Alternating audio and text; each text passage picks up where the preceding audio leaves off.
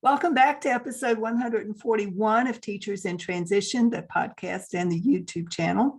My name is Kitty Boitnott. I'm the owner of Boitnott Coaching and the founder of Teachers in Transition. If you've listened to this podcast in the past, you know that I alternate topics each week. One week talking about stress management because I'm a certified stress management coach. And on alternating weeks, I talk about career transition because I'm also a heart-centered career transition and job search coach, specializing in working with teachers who are burnt out and ready for a new career path. This week, the topic is stress. And because we're in the holiday season, I thought it might be helpful to talk to stress during the holidays and offer some specific tips for how you might manage your stress during the holidays. Now, this particular article that I'm referring to is from the Mayo Clinic, so it's a pretty good source. And I'll offer the link to the article in the show notes if you're interested in following up for more information. But in general, this is written by the Mayo Clinic staff, and the topic is stress, depression, and the holidays, tips for coping. You may or may not know that there are millions of individuals out in the society in the United States who are coping with depression on a regular basis. And it's a problem that we often don't want to talk about. There's some shame around it, but there shouldn't be, because when you are depressed, you're experiencing physical and emotional symptoms of and manifestation of things that are going on around you and things that are going on with your body that you may or may not even understand. So during the holidays, all of that can be exacerbated, unfortunately. And we begin to notice that there are even more people during the holiday season who are depressed than during the rest of the year.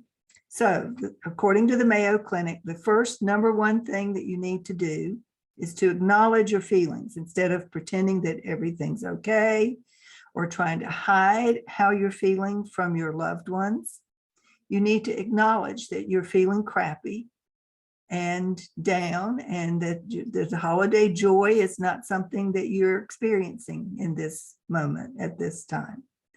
And by acknowledging your feelings and your symptoms, you will automatically feel a little bit better, because it's when you're holding on to something that you begin to feel heavy and down. So the first thing is acknowledge your feelings. Second thing is to be willing to reach out for help from whomever you might have in your life, a loved one who will be supportive.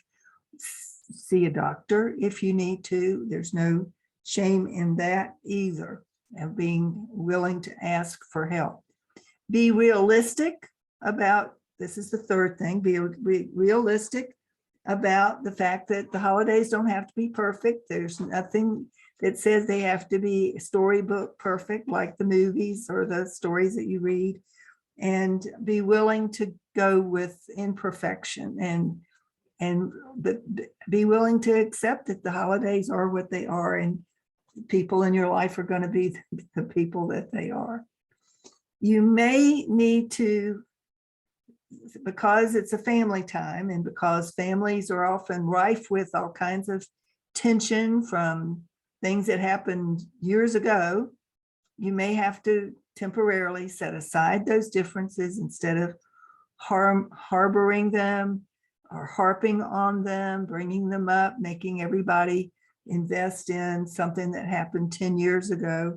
Try to set those differences aside and accept that your family members are who they are. And in most cases, they're doing the best they can. You think about it, they may be suffering their own depression. It's possible that that is the case.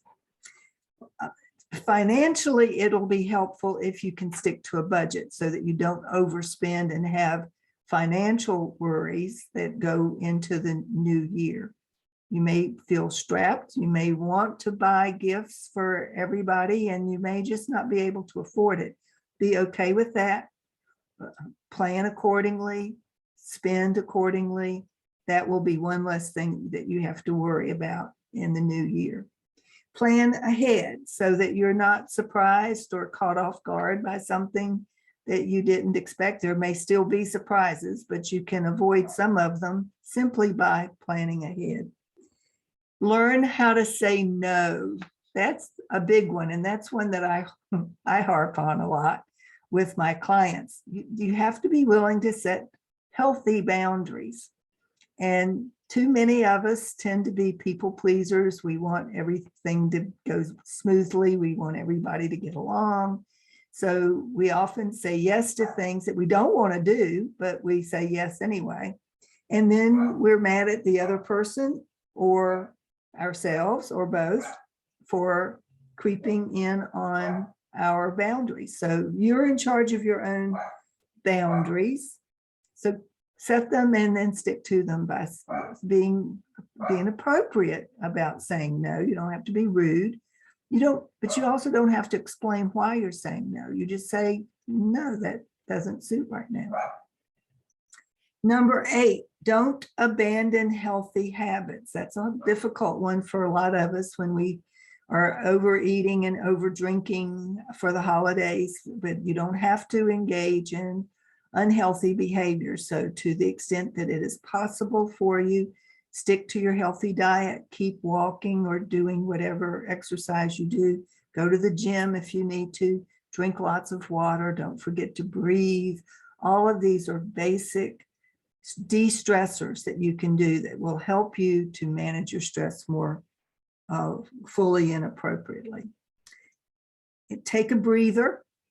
Don't feel like you have to be constantly on the move, constantly doing something, constantly productive. It helps, in fact, our productivity and our creativity to unplug periodically. So do that for yourself for the holidays. And finally, ultimately, if you need professional help, get professional help. Like I said in the beginning, there is absolutely no shame. Even if you feel the shame, I'm suggesting that you try to look at it from a different perspective. You would not feel ashamed if you had needed an appendectomy, for example. You wouldn't feel shame if you fell and broke your leg and needed to go to the doctor for a broken leg. So don't feel any shame around needing help with your emotional health or your mental health.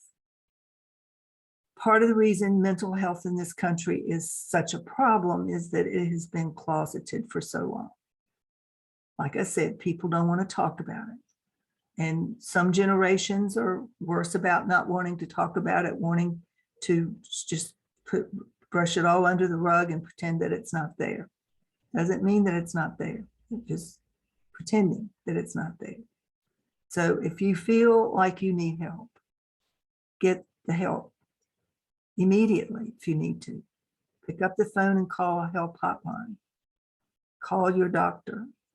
Seek out your employee assistance program. Whatever it is that you can do for yourself, do that. And try to just enjoy to the extent that you can the holidays. Now, if you aren't the one who's experiencing depression, but you know someone who is, if you can be the support for them and encourage them to get the help they need, that would be a huge gift, better than anything you can buy at the store. So if you're a support of someone who's struggling, good for you. Be there for them. That's a great Christmas present. And that's it for this week. I will offer the link to the article. I just touched on the bold headlines, so there's plenty more to read if you want more information from the Mayo Clinic about depression at the holiday time.